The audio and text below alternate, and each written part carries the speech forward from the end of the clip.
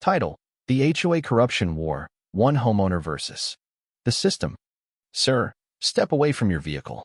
We've received complaints that you're illegally parked. David Lawson froze as two uniformed police officers approached his driveway, hands resting on their belts.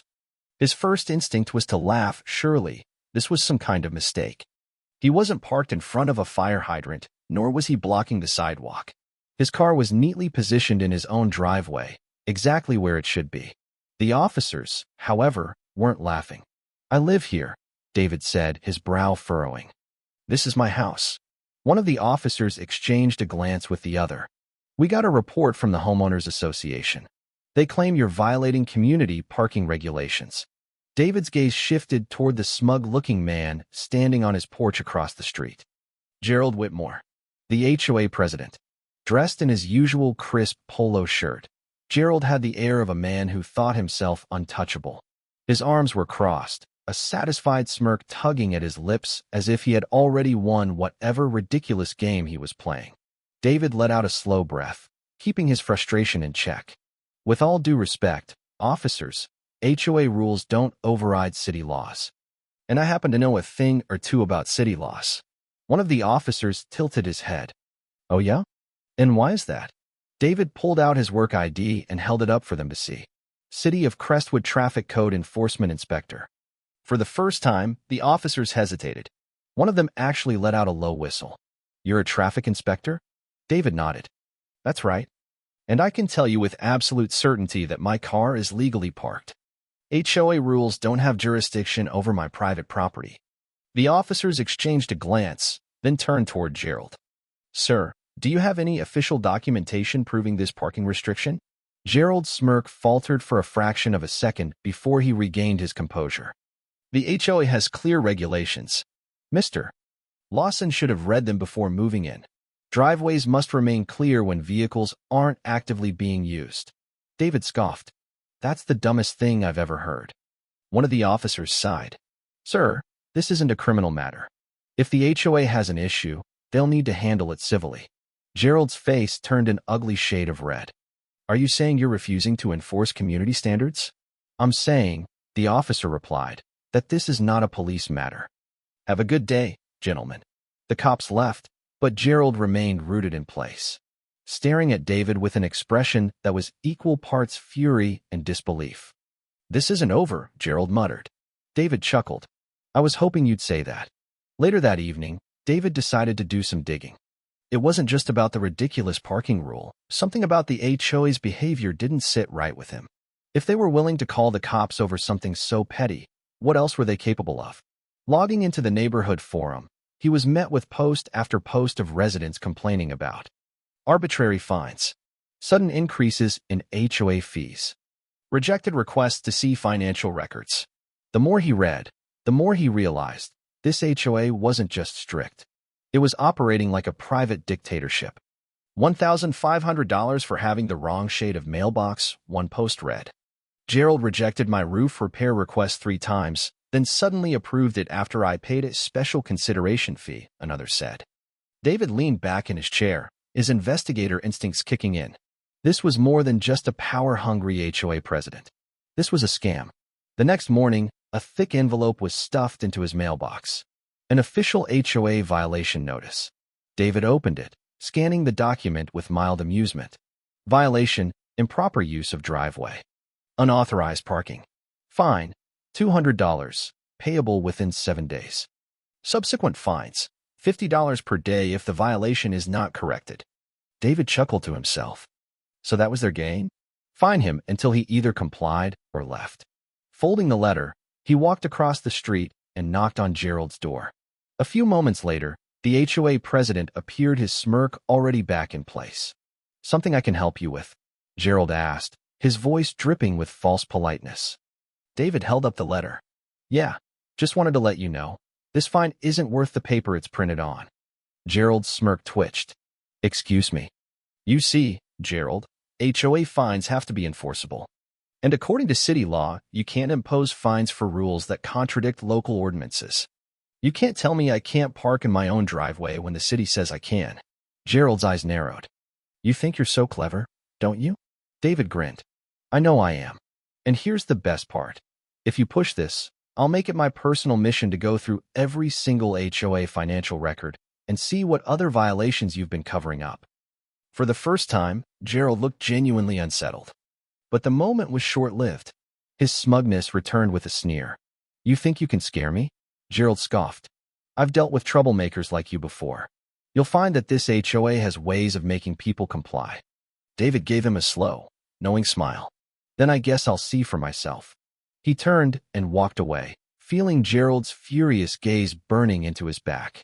David had dealt with his fair share of petty bureaucrats before. He knew their type, people who thrived on power and control. They didn't take kindly to resistance. But what Gerald didn't know was that David wasn't just any homeowner. He was the worst possible person to pick a fight with. And this war? It had just begun. David had expected some pushback from Gerald, but he underestimated just how far the HOA president would go to make his life miserable. The very next day, another violation notice arrived.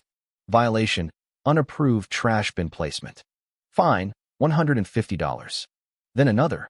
Violation: grass exceeding acceptable length. Fine: $200. And another. Violation: failure to maintain community aesthetic standards. Fine: $300. By the end of the week, David had 5 separate fines, totaling over $1,200. And the best part? Each one was completely fabricated. David stood on his porch, sifting through the stack of violations, when his neighbor Bob walked up, shaking his head. "Callahan did the same thing to me last year," Bob muttered. "My kid left a bike on the lawn for 2 minutes, and suddenly I owed the HOA $500. David smirked. "And? How'd that go for him?" Bob sighed. "I caved. Everyone does. Fighting the HOA is like fighting a brick wall." David nodded thoughtfully. "Good thing I don't mind breaking walls." If the HOA wanted a war, David would give them one. That night, he did a deep dive into the HOA's financial records, gathering every shady transaction, every suspicious expense, and every complaint that had been ignored. What he found was worse than he expected. Gerald had been using HOA funds for personal expenses, vacations, luxury dinners, even a new golf cart. David's investigator instincts kicked in. This wasn't just an HOA abusing power. This was embezzlement. And David was going to expose it. David knew that simply accusing Gerald wouldn't be enough. He needed proof. So he set up a sting operation. Step 1. He deliberately left his trash bins in the exact right place, 12 inches from the curb, exactly as city law required. Step 2. He installed hidden cameras to catch Gerald's enforcers fabricating violations. Step 3. He waited. And sure enough, within 24 hours, a new violation appeared. Violation: improper trash bin placement. Fine: $200. David smiled. He now had video evidence proving that the HOA was issuing fake fines. It was time to take this to the next level. David wasn't the only one fed up with the HOA's corruption. So he called a secret meeting at his house. More than 30 homeowners showed up, all of them eager to see Gerald taken down. David stood at the front, holding up a folder full of documents, video evidence, and financial statements.